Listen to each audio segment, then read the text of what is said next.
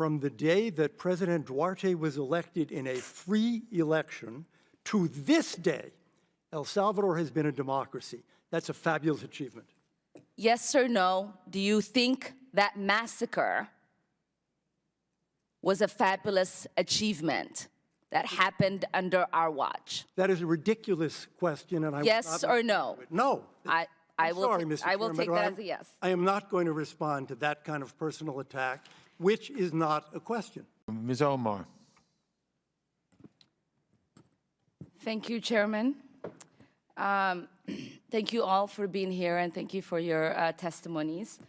Mr. Adams, in 1991, you pleaded guilty to 2 counts of withholding information from Congress regarding your involvement in the Iran-Contra affair, for which you were later pardoned by President George H.W. Bush. I fail to understand why members of this committee or the American people should find any testimony that you give today to be truthful. If I can respond to that. It wasn't a question. On February, that was not a question. That was I reserve the right to my time. It is not right. That was not a question. Committee can attack on February 8th, who is not permitted to reply. That was not a question. Thank you for your participation. On February 8th, 1982, you testified before the Senate Foreign Relations Committee about U.S. policy in El Salvador. In that hearing, you dismissed as communist propaganda report about the massacre of El Mozote, in which more than 800 civilians, including children as young as 2 years old, were brutally murdered by U.S.-trained troops. During that massacre, some of those troops bragged about raping a 12-year-old girl before they killed them. Girls before they killed them. You later said that the U.S. policy in El Salvador was a fabulous achievement. Yes or no, do you still think so? From the day that President Duarte was elected in a free election to this day, El Salvador has been a democracy. That's a fabulous achievement. Yes or no, do you think that massacre was a fabulous achievement that happened under our watch? That is a ridiculous question, and I yes or no? No. I will take that as a yes. I am not going to respond to that kind of personal attack, which is not a question. Yes or no, would you support an armed faction within Venezuela that engages in war crimes, crimes against humanity or genocide, if you believe they were serving U.S. interest, as you did in Guatemala, El Salvador, and Nicaragua? I am not going to respond to that question. I'm sorry. I don't think this entire line of questioning is meant to be real questions, and so I will not reply. Whether under your watch, a genocide will take place, and you will look the other way because American interests were being upheld, is a fair question, because the American people want to know that anytime we engage a country, that we think about what our actions could be and how we believe our values are being furthered. That is my question. Will you make sure that human rights are not violated and that we uphold international and human rights? I suppose there is a question in there, and the answer is that the entire thrust of American policy in Venezuela is to support the Venezuelan people's effort to restore democracy to their country. That's our policy. I don't think anybody disputes that. The question I had for you is that does the interest of the United States include protecting human rights and include protecting people against genocide? That is always the position of the United States. Thank you. I yield back my time. All right, Patriots. I just watched that clip and wow. If you haven't seen it yet, you need to understand exactly what's going on here.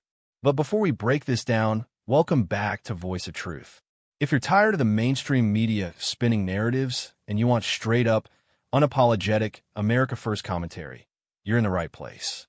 Make sure you hit that subscribe button, smash that like button, and drop a comment below because your voice matters here. We are building a community that stands for truth, transparency, and constitutional values. Now let's talk about what we just witnessed. We're watching Representative Jared Moskowitz from Florida question Attorney General Pam Bondi in what was supposed to be a serious oversight hearing. Instead, what we got was a political theater performance centered around Jeffrey Epstein, President Donald Trump, and a whole lot of dramatic rhetoric. First, let's set the tone. Moskowitz starts off by introducing a stack of articles and memos into the record. References to DOJ memos, surveillance claims, Newsweek articles, The Washington Post, The Intercept, basically a laundry list of media sources that, let's be honest, are not exactly friendly to conservatives. He frames this as some grand exposure of government overreach. But what it really felt like was an attempt to build a narrative rather than present verified facts. Then he pivots to praising Pam Bondi for her work after the tragic shooting at Marjorie Stoneman Douglas High School in Parkland. And let's pause there. Bondi, as former Attorney General of Florida, did her job. She prosecuted criminals. She stood with victims. She supported law enforcement. That's what accountability looks like. That's what leadership looks like. That's what Republicans believe in: law and order, justice for victims, protection for families. But then the tone shifts completely. Moskowitz launches into an extended monologue accusing the Trump administration of hiding Epstein files, blocking transparency, pressuring members of Congress, and misleading the public. He references a discharge petition, alleged White House pressure in the Situation Room, and claims of secret DOJ deals. Let's be clear about something. Conservatives have never defended Jeffrey Epstein. Ever. Epstein was a monster, a trafficker, a predator. He deserved justice. And so does anyone who participated in crimes. If there are names, release them. If there is evidence, prosecute it. Period. That is not a partisan issue. But here's the problem. What we saw in that clip wasn't a measured demand for justice. It was a political attack dressed up as oversight. When Moskowitz starts comparing the number of times President Trump's name appears in the Epstein files to the number of times God appears in the Bible or Harry Potter appears in the books, that's not oversight. That's theatrics. That's clickbait for the C-SPAN crowd. And then he physically holds up what he calls the Trump Bible and jokes about it. That moment tells you everything. Attorney General Bondi rightly pushed back and said mocking the Bible isn't funny. She didn't engage in the circus. She didn't take the bait. She didn't fire back with insults. She stood firm. That's composure. Here's what Americans need to understand. A name appearing in documents does not equal guilt. The Epstein files reportedly contain thousands of names: politicians, celebrities, business leaders, academics. Being mentioned flying on a plane, attending an event, none of that is proof of criminal wrongdoing. If it were, half of Washington would already be in prison based on association alone. If there is evidence of crimes, prosecute them. I don't care if the name has an R or AD next to it. But what I won't accept is a narrative that assumes guilt before evidence is presented. And let's talk about the transparency argument. The left keeps claiming the Trump administration hid information, yet Congress forced the release with overwhelming support.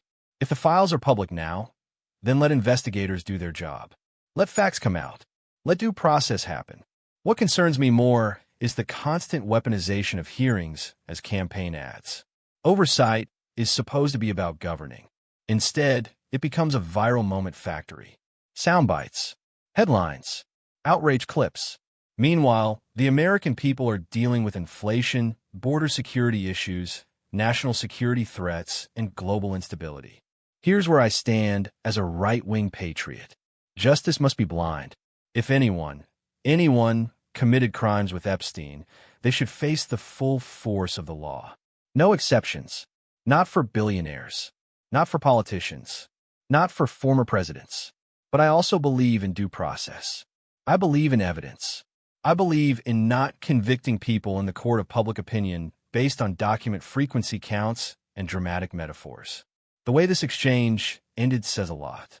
Moskowitz asked Bondi to flip to his section in what he jokingly called a burn book. That's not serious governance. That's high school level theatrics inside one of the most powerful institutions in the world. Bondi didn't play along. She refused to engage in the joke. Time expired. And honestly, that's probably the most fitting ending. Because while some politicians are chasing viral moments, others are focused on law enforcement and policy. Patriots, here's the bottom line. We demand transparency.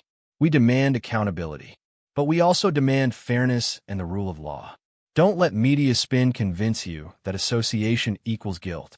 Don't let political grandstanding distract you from facts. And don't let anyone tell you that asking for due process means you're defending criminals. We can walk and chew gum at the same time. We can want every Epstein co-conspirator exposed while also rejecting partisan show trials. If you believe in truth over theatrics, make sure you subscribe to Voice of Truth. Hit that like button so this video gets pushed out past the algorithm walls. And most importantly, drop your thoughts in the comments below. Do you think Congress is genuinely pursuing justice here? Or is this another political spectacle? Let's have that conversation. Stay strong, stay informed, and as always, stay patriotic. United States.